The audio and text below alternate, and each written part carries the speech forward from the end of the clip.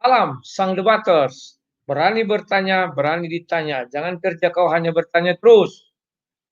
Nah, kesempatan monolog kali ini, sebenarnya saya nggak suka monolog sih. Tapi sampai sekarang, Ustadz-Ustadz Kristologi itu belum berani menunjukkan tampangnya di hadapan saya. Terserah mereka mau debat gimana, lewat Skype bisa, lewat StreamYard bisa, atau live langsung ke YouTube bisa. Buktikanlah diri kalian itu memang sebesar ucapan kalian. Yang terjadi saat ini kan beda. Ucapan itu sebesar gunung, nyali sekecil kutu. Kan demikian.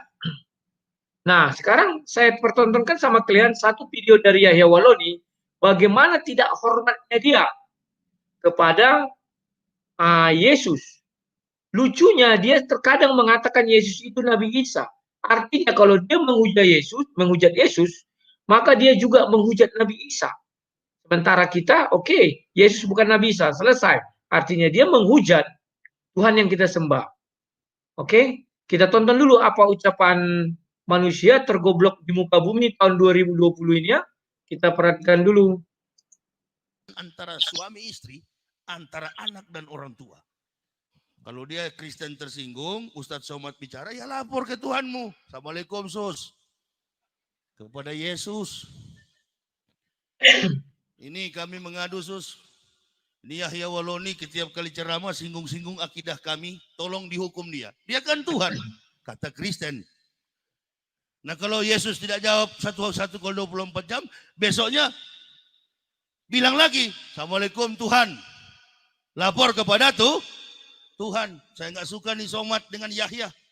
Setiap ceramah mereka begini, begitu, nyinggung-nyinggung salib. Nanti Tuhan jawab, oh jangan, dia kan saya kasih hidayah, kamu yang goblok begitu.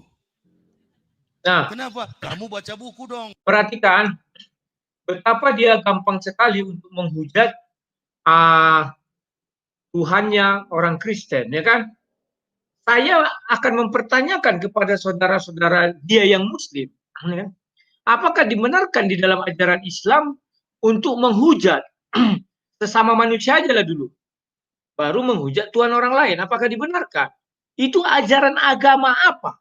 Saya curiga bahwa si tolol ini, si Yahya Waloni yang tolologi ini, bukanlah seorang Muslim. Karena kemarin saya berdialog sama seorang Muslim yang sopan, dia mengatakan hal tersebut.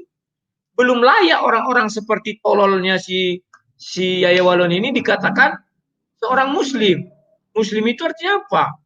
Hidupnya bagus, ya kan? Suci, atau hidupnya layaklah untuk dipandang. Nah dia ini apakah layak? Dia mengatakan sama Tuhannya orang Kristen, sus. Seperti dia membicara kepada anak-anak selevelnya, atau bahasa-bahasa orang warung tua.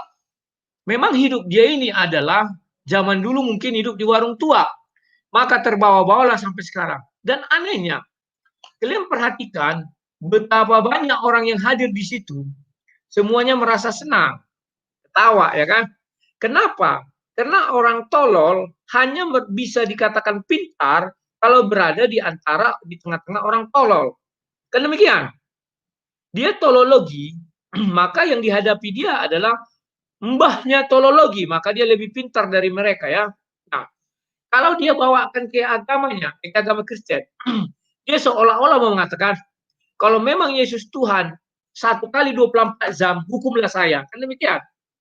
Artinya ketika dia di Kristen, dia ini hanya Kristen KTP, yang mengaku bahwa sekolahnya tinggi, tapi penipu, ya kan? Kalau dia sekolahnya tinggi, pasti akan berpikir bahwa Tuhannya orang Kristen itu selalu datang mencari orang berdosa. Buktinya sejak semula apa? Di Taman Eden, Yesus berkata sama si Adam, "Hai Adam, di manakah engkau?" Artinya mencari si Adam yang sudah jatuh ke dalam dosa. Ketika Yesus datang juga mencari orang berdosa. Dia mengira Tuhannya orang Kristen seperti Tuhannya. Bisa jadi demikian kan? Di mana Tuhannya orang Kristen itu tukang pukul umatnya.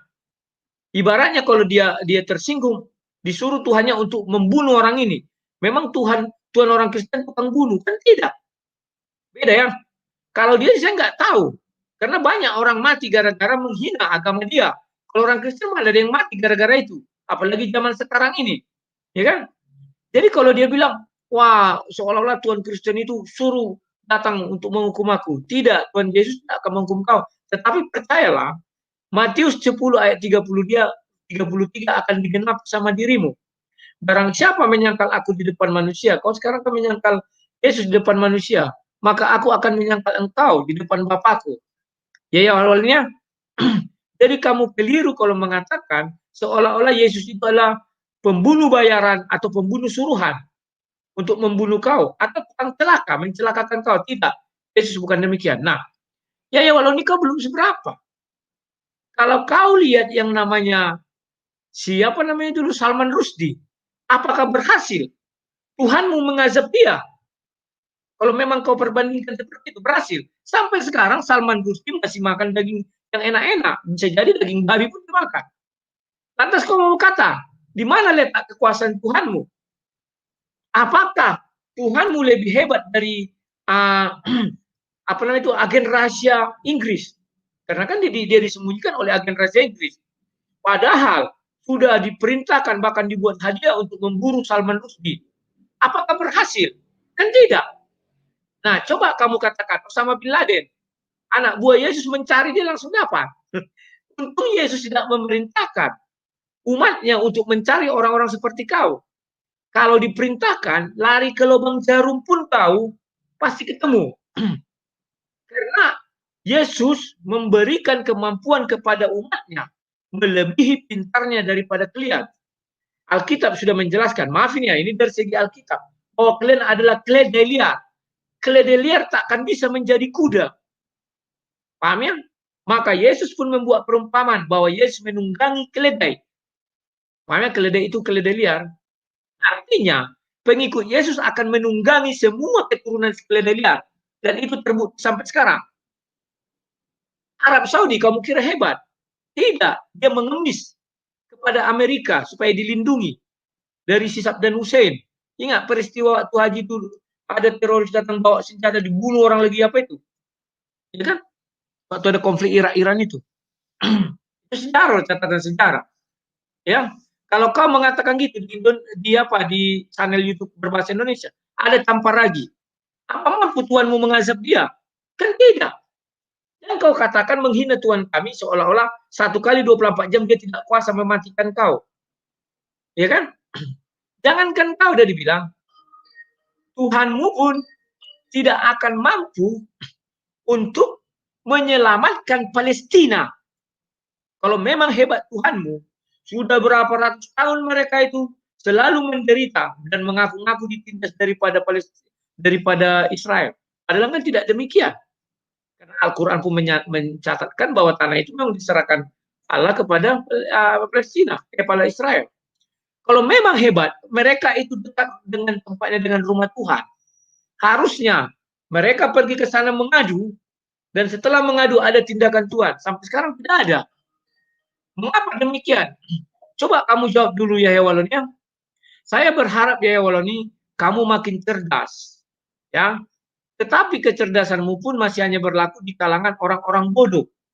Saya tidak pernah melihat kamu berada di kalangan orang intelek seperti Quraisy Shihab, Mahfud MD dan lain-lain.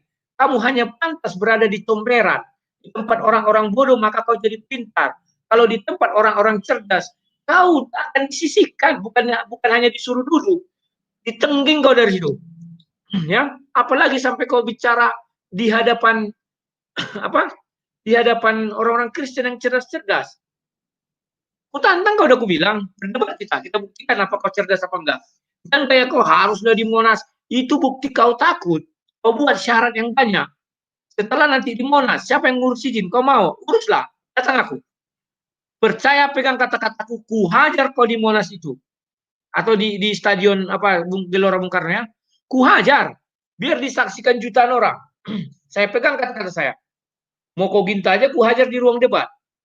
Buktikan satu ayat, jika ada saya mu'alaf, sediakan tempat, saya bilang. Langsung datang orang ancam saya mati. Itulah cerminan kalian. Kalau kami nggak ada demikian, slow saja. Kalau diskusi, ya diskusi, berdebat, ya berdebat. Kutantang kau ya Waloni, yang nggak bisanya kau kemarin kutemui di Duri ini. Kalau datang kian kau di Duri, kubal balik kau. Kupegang kata-kataku nih ya Yawan. Kubal-bali dalam artian kita berdebat. Ku permalukan kau di sini. Tapi apa? Tunggu kau sampai jam 11 malam tak ada teleponmu. Undangan ku kasih sama panitia. Tolong sampaikan sama Yaya Waloni. Saya mau berdebat dengan dia. Saya bilang. Videonya ada di channel saya nih. Yaya Waloni. Jadi jagalah mulut besarmu. Boleh cari makan. Tetapi jangan terlalu over. Ya, kami juga melakukan hal yang sama. Ada banyak pendeta. Tapi ya puji Tuhan mereka tidak terlalu over seperti kau. Mereka melakukan itu apa? Reaktif seperti saya. Kan karena kamu mengatakan itu, maka saya harus mengatakan ini. Biar ada berimbang. Dan orang Kristen tak pernah marah.